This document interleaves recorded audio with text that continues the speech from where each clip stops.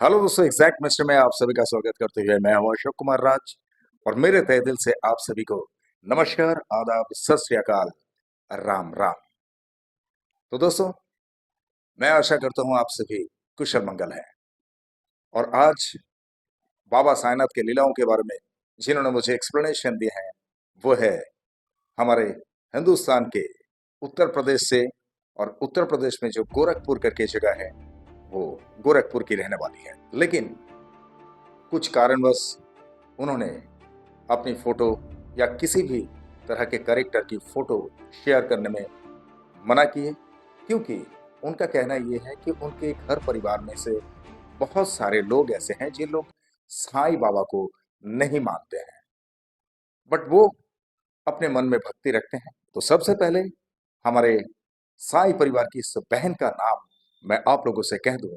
इनका नाम है देविका रानी चौरसिया। तो साईं लीला की कहानी शुरू करने से पहले मैं आप लोगों से ये बताऊं कि आप लोगों को ये तो पता ही होगा कि भूत, प्रेत, चुड़ैल, ये सब तो हम सबने सुना है। हम भी बचपन से सुनते जा रहे हैं, आज तक सुनते हैं, और आप लोग भी बचपन से ही सुनते जा रहे हैं। लेकिन क्या आप लोग को पता है कि हकीकत में भूत, चुड़ैल होते हैं या नहीं? नहीं ना? हाँ, क्योंकि हर किसी के नसीब की बात नहीं होती है कि वो भूत चुड़ैल से टकराए। खैर, बाबा साईनाथ माफ करे कि किसी को भूत चुड़ैल से कभी टकराने की जरूरत भी ना पड़े। हालांकि ये कहावत में तो हम सुने हैं।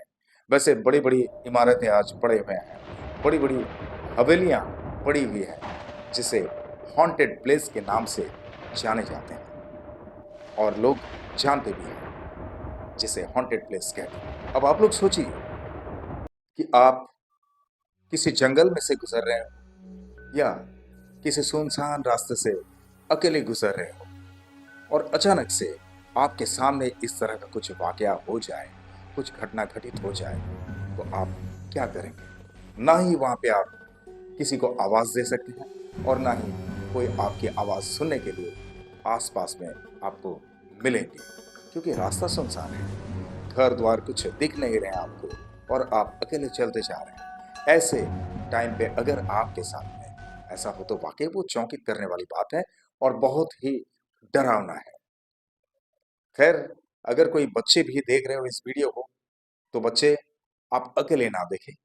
आप अपने मम्मी पापा के साथ या परिजनों के साथ, दादा दादी या नाना नानी के साथ में बैठकर देख सकते हैं। अकेले में देखेंगे तो हो सकता है कि आपको थोड़ा डरावना लगे, क्योंकि आज बाबा साईनाथ की लीला ऐसी है कि वाकई ये करोड़ों में एक दो ही शायद होते हैं। खैर, मुझे तो अभी तक इस तरह की कोई लीलाएं सुनाई नहीं दी, लेकिन आज पहली बार मेरे एग्जैक्ट मिस्ट्री चैनल पर मैं जो बाबा साईनाथ की लीला को लेके आ रहा हूँ, ये हमारे ही साई परिवार की एक बहन ने मुझसे साझा किया है। और इसके लिए मैं भाग्यवान हूँ कि इतनी खूबसूरत एक लीला आप सब तक मैं पहुंचा रहा हूँ।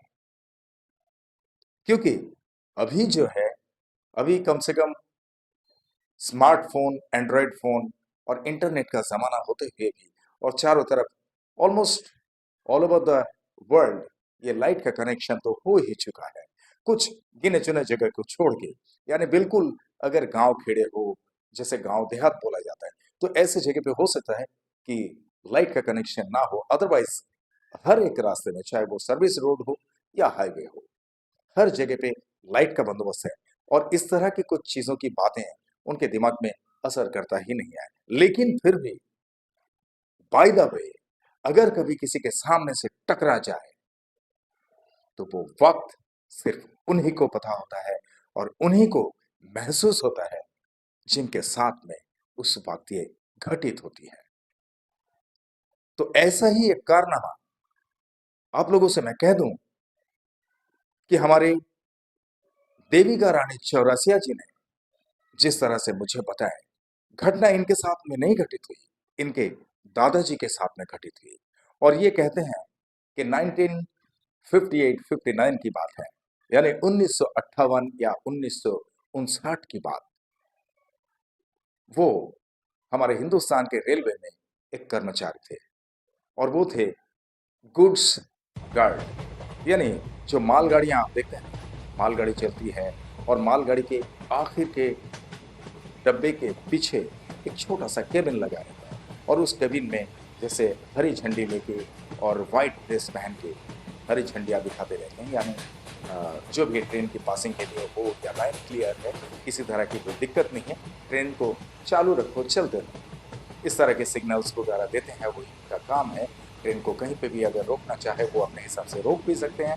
यानी कि जिस ट्रेन में वो हैं उस ट्रेन को ड्राइवर भी रोक सकते हैं और वो चाहे उनके पास भी ये सारा सिस्टम्स वहाँ पे मौजूद रखा जाता है, जो आज भी वो सिस्टम है।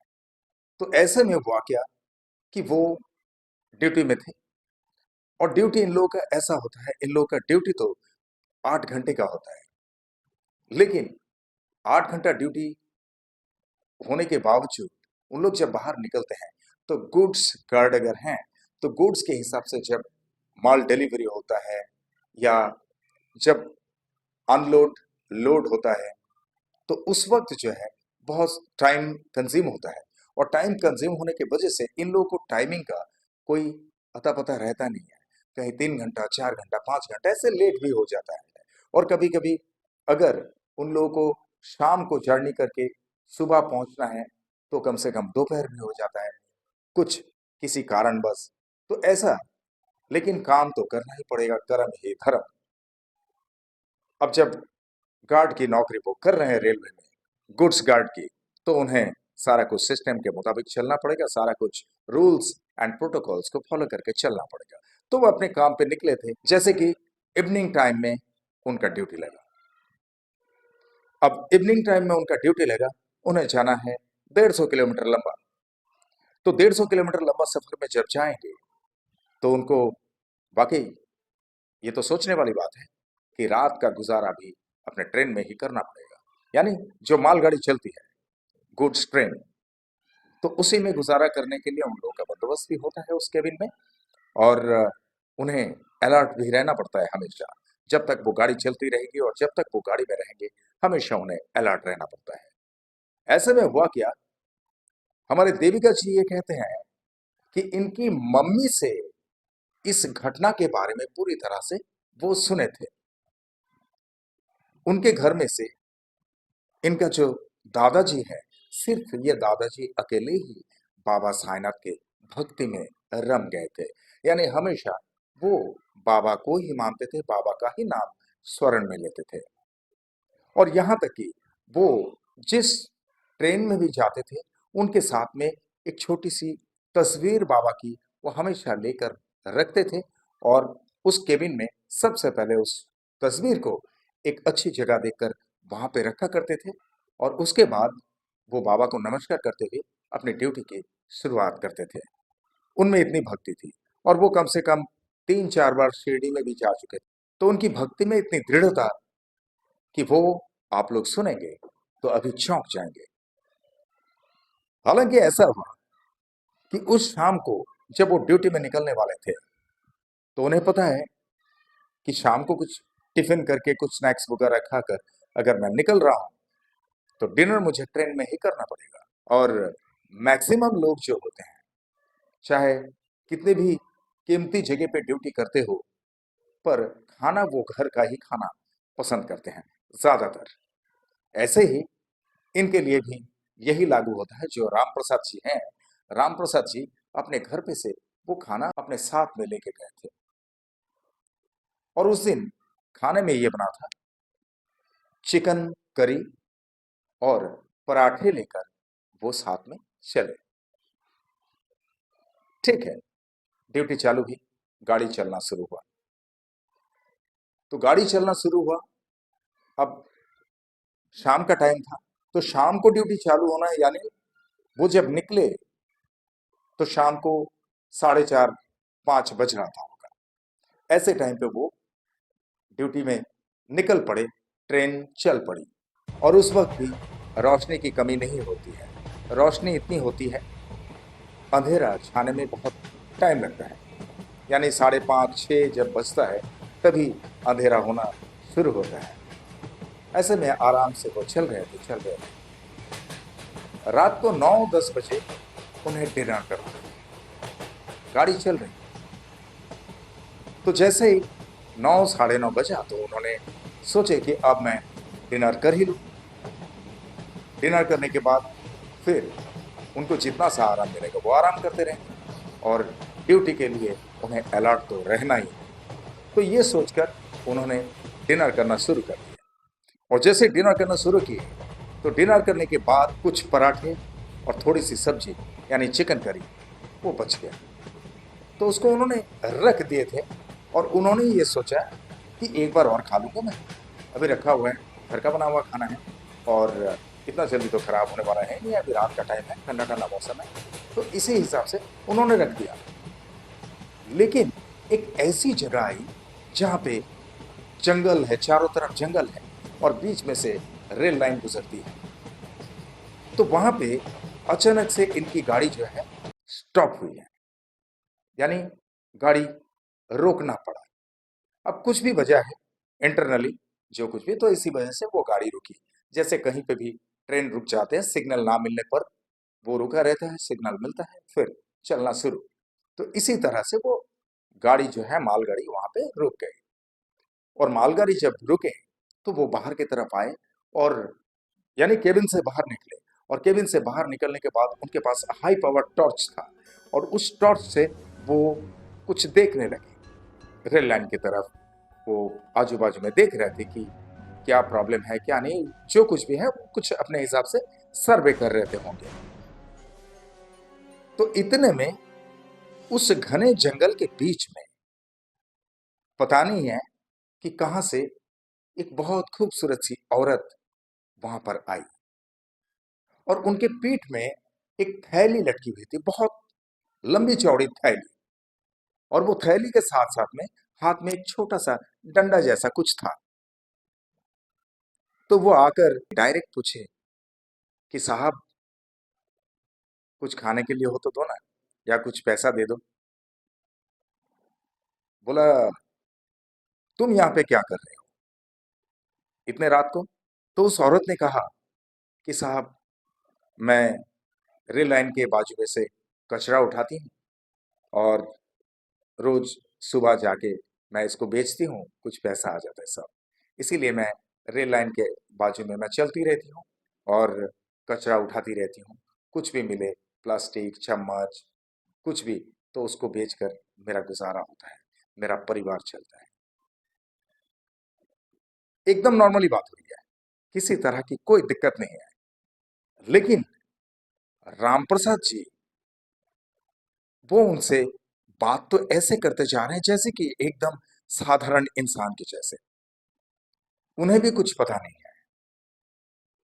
और रामप्रसाद जी मन में सोचे कि मेरा जो बचा हुआ पराठे और सब्जी है, चिकन करी, तो क्यों ना इनको दे दूं, बेचारी भूखी है, अगर पैसा मांग रही है तो पैसे से बेहतर है उनको खाना दे दूं। लेकिन उनको पूछना तो जरूरी है।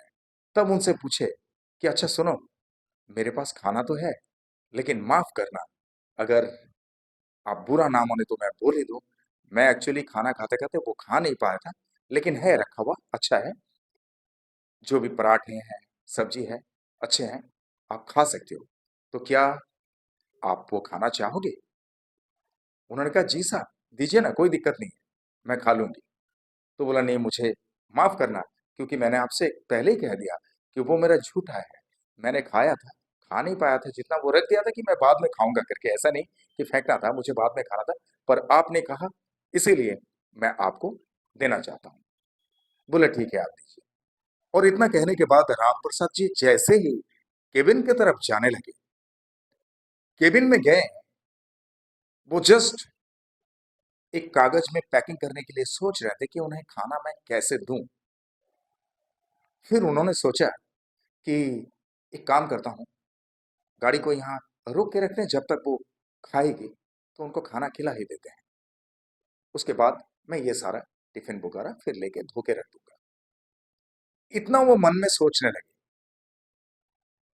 अचानक से मेरा रोंगटा खड़ा हो रहा है। अभी आप लोग जो कोई भी सुन रहे हैं, अगर अंधेरी रात में गहरी रात में अगर आप लोग इस वीडियो को देख रहे होंगे तो आप लोग समझ रहे होंगे कि ये कितना डरावना लग सकता है। और बच्चों को अकेले में देखने मत देना, मैं गुजारिश करता हूं आप लोगों से, क्योंकि डरावनी बात तो डरावनी ही होती है।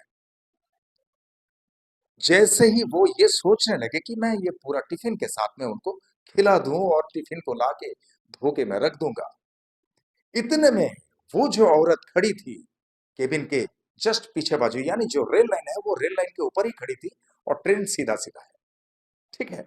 वहां से वो हाथ बढ़ाई और हाथ जो है उसका एकदम उनके केबिन के गेट तक आया, बोला साहब दो ना। और ये जब चीज उन्होंने देखा और तुरंत उन्होंने हाथ लपेट लिया। आप लोग सोच सकते हैं, समझ सकते हैं कि कितना भयंकर टेरिबल एक टाइम था वो, जब राम प्रसाद जी ने इस तरह से ये वाकया देखे। तब राम प्रसाद जी क्या किए कि बाबा साईनाथ की तस्वीर को उन्होंने अपने साथ में ले लिया और अपने साथ में लेने के बाद वो केबिन से बाहर निकल नहीं रहे थे। उन्होंने ये कहा कि एक काम करो, तुम ट्रेन के ऊपर आ जाओ, ट्रेन के ऊपर चढ़ जाओ और यहीं पे मैं तुमको दे रहा हूं और यहीं पे से खाना खा के तुम निकल जाना। लेकिन वो बोले नहीं साहब, मैं ट्रेन के ऊपर नहीं जाऊंगी, आप मेरे हाथ में दीजिए, मैं खाना खा लेती हूँ।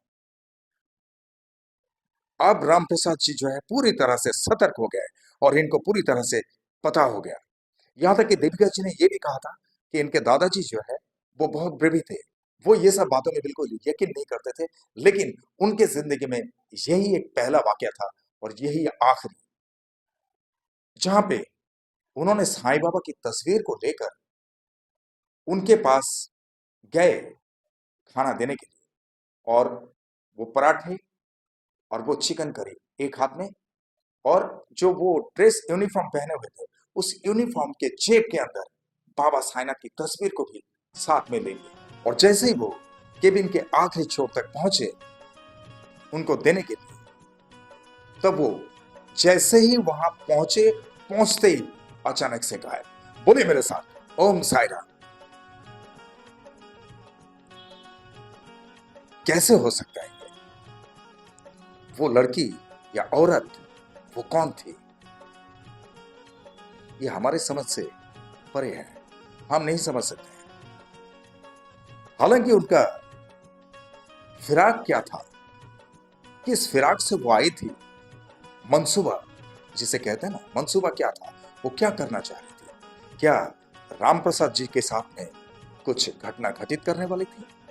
क्या राम प्रसाद जी के ऊपर कुछ बुरी नजर डाल रही थी, या राम प्रसाद जी को खत्म करने के सोच में वो वहां तक आई थी? वरना सोचने वाली बात है। आप लोग सोचिए, इतने घने जंगल में रात के 3-3:30 बजे की बात अगर हो, तो ऐसे वक्त में कौन सी औरत वहां कचरा बीनने के लिए घूमेगी जहां एक कुत्ता भी रात को दिखाई ना दे? I am shocked about this. लेकिन राम प्रसाद जी ने जिस तरह से हमारे देविका जी के माता जी से ये सब बताए थे, तो उस वक्त इनके माता जी, इनके घर वाले सभी चौंकित रह गए थे। हालांकि ऐसा होता है, जिन लोग भी नाइट ड्यूटी में रहते हैं, जो भी नाइट ड्यूटी होता है, उन लोगों के साथ कुछ ना कुछ कहीं ना कहीं इस तरह से घटित जरूर होती है। पर उस वक्त अगर खुद को अलर्ट ना रख पाए और सतर्क ना कर पाए तो बड़ी मुसीबतों का सामना करना पड़ सकता है। और यहाँ पे आप लोगों के लिए मेरे तरफ से एक एडवाइस ये है कि आप लोग कहीं पे भी अगर जाएंगे तो हो सकता है एक कागज के टुकड़े में बाबा साईनाथ की भभूति थोड़ा सा जरूर रखा कीजिए, चाहे वो वॉलेट में डाल के रखिए या पॉकेट में रख दीजिए, पैंट के पॉकेट में या शर्ट के पॉकेट में, या किसी भी तरह से जैसे भी आपको लगे कि सुरक्षित जगह पे आप रख रहे हैं, चाहे वॉलेट में हो चाहे अपने हैंडबैग में हो, कहीं पर भी रख सकते हैं।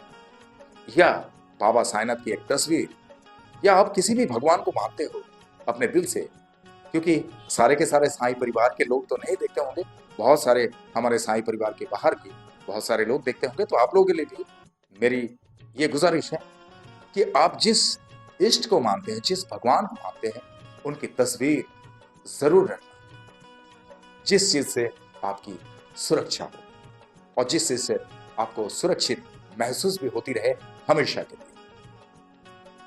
तो यहां पे राम प्रसाद जी जो है, राम प्रसाद जी जैसे इस तरह से देखें ये कारनामा, तो वो बाबा साईनाथ की तस्वीर को अपने सीने से लगा के तुरंत केबिन के अंदर गए और केबिन के अंदर जाके बाबा को चूमने लगे और बाबा की तस्वीर को बार बार वो सर पे लगाते रहे कि बाबा, मुझे पता है कि कोई ना कोई एक हादसा मेरे साथ में होने वाला था और शायद इसीलिए यहां पे ट्रेन रुकना था और तुमने अपने आप की मौजूदगी मुझे दिखा दिया बाबा। मुझे वैसे तो डर नहीं लगता है और जब आप मेरे साथ में हो तो डर किस बात की।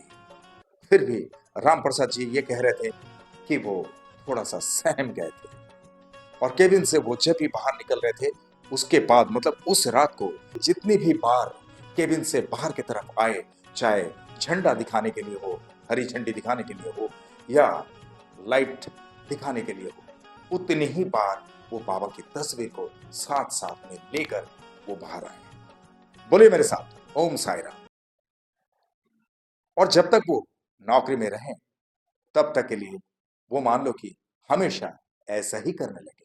उस रात के बाद पहले तो केबिन में रखा रहता था बाबा की तस्वीर, वो ऐसे ही आते थे चेकिंग करने के लिए, लेकिन उस रात के बाद उनकी आदत ऐसी हो गई कि वो उस आदत को हमेशा में तब्दील कर दिए, हमेशा के लिए उसी आदत को अपना लिए। ओम साई राम। तो दोस्तों, आज का ये वाकया आप लोगों को कैसा लगा, ये कमेंट बॉक्स में जिस तरह से ओम साई राम लिखते हैं इसी तरह से जरूर लिखकर बताना, मुझे बहुत खुशी होगी। और वो जो औरत आई थी वो वाकई कोई औरत थी या कोई साया, भूत, चुड़ैल, इसके बारे में भी कमेंट बॉक्स में जरूर बताना। और आप लोगों के साथ में भी बाबा साईनाथ की लीला इसी तरह से कुछ घटित हुई है तो मेरे अंडरलाइन में दिए हुए इस नंबर पे मुझे सीधा संपर्क कर सकते हैं या तो व्हाट्सएप में टेक्स्ट भी कर सकते हैं। मैं आपके साथ में घटित हुई साई लीलाओं का वीडियो बनाकर इसी तरह से मेरे एग्जैक्ट मिस्ट्री चैनल पर मैं लेके आऊंगा, आई प्रॉमिस इट। लेकिन फोटो और नाम शेयर करने में बिल्कुल पीछे मत हटना, unnecessary without any sufficient causes. जैसे आज का यह वीडियो देख रहे हैं, इससे पहले भी बहुत सारी वीडियोस मेरे पास आ चुके हैं जो बिना नाम के, बिना तस्वीर के, आज तो नाम भी है, वो कुछ रीजंस के हिसाब से चल जाता है, लेकिन मैक्सिमम टाइम क्या होता है कि प्रूफ ऑफ एविडेंस के हिसाब से मुझे ये सारा कुछ दिखाना जरूरी होता है। जब सिंपली बाबा की लीलाएं होती है, जैसे कोई जैसे कुछ काम करना चाह रहे थे, वो काम बाबा की कृपा से हासिल हो गया, तो यहाँ पे खुद को छुपाना क्या है। लेकिन यहाँ देविका जी ने, जो देविका जी है, देविका जी ने ये कहा कि उनके घर वाले कोई भी बाबा साईनाथ को मानते नहीं है, इसीलिए वो फोटो शेयर करने में बिल्कुल नाराजगी जताए कि देखिए ऐसा ऐसा है, मैं तो मानती हूँ, मेरे दादाजी बहुत बड़े भक्त थे बाबा साईनाथ के और उनका एक किस्सा मुझे याद आई, तो इसीलिए मैंने देखा कि आप इतने खूबसूरत तरीके से अपने चैनल में बोलते हैं और घटनाओं को दिखाते हैं, तो मैं बिल्कुल प्रभावित हो गया इससे। तब मैंने ये सोची कि मेरे दादाजी की ये कहानी आपको क्यों ना बताऊं कि बाबा साईनाथ किस तरह से उन्हें बीच रात में, बीच सड़क पे जहां कोई नहीं है, जंगली जानवर वगैरह वो भी नहीं दिख रहे थे, ऐसे जगह पे से भूत प्रेत के साए से किस तरह से बचाए। तो इसीलिए यहाँ पे किसी और करेक्टर की तस्वीर वगैरह मैंने नहीं दिखाया, ये तो आप लोग समझते हैं ना, इसीलिए बस सिंपल थी। आप लोग नाम एंड जो भी करेक्टर्स रहेंगे उन सब की फोटो अगर शेयर करेंगे तो ठीक है, और किसी की भी अगर फोटो शेयर नहीं करना चाहते हैं कोई दिक्कत नहीं, आप अपनी खुद की फोटो शेयर करेंगे तो भी चलेगा। ओके। और आप लोग जो भी मेरे इस चैनल में नए हैं, आप लोग मेरे इस चैनल को लाइक करें, शेयर करें, सब्सक्राइब करें एंड बेल आइकन को जरूर दबा दें ताकि मेरे एग्जैक्ट मिस्ट्री चैनल का हर एक वीडियो का नोटिफिकेशन आप लोगों तक सबसे पहले पहुंचे। और जिस तरह से आप लोग मुझे प्यार करते आए हैं, जिस तरह से आप लोग मुझे प्यार देते आ रहे हैं, इसी तरह से हमेशा आप लोगों के प्यार की जरूरत है। आप लोग का प्यार हमेशा मेरे सराखों पे है। आप लोग का प्यार मेरे लिए सिर्फ प्यार नहीं, आप लोग का प्यार ही मेरे लिए आशीर्वाद है। इसलिए आप लोग प्यार में कभी कमी मत करना और आप लोग के दिल में एक छोटी सी जगह मेरे लिए जरूर रखना जहां पे अशोक कुमार राज वो एग्जैक्ट मिस्ट्री हमेशा के लिए रह सके। करेक्ट। और चलते चलते मैं इतना कहूंगा दोस्तों, बहुत ख्याल रखिए अपना और जिस तरह से आप लोग बाबा साईनाथ पे भक्ति रखते हैं, इसी तरह से बाबा साईनाथ हमेशा आप सब पर अपनी कृपा दृष्टि रखे, हमेशा आप सब पर अपनी कृपा बरसाते रहें। ये मेरे तहे दिल से आप सबके लिए शुभकामनाएं। और जिस तरह से इत्मीनान से आप लोगों ने ये वीडियो देखे हैं, जिस तरह से अपना कीमती वक्त देकर ये वीडियो देखे हैं, इसके लिए आप सभी को मेरे तहे दिल से बहुत बहुत धन्यवाद के साथ में ओम साई राम।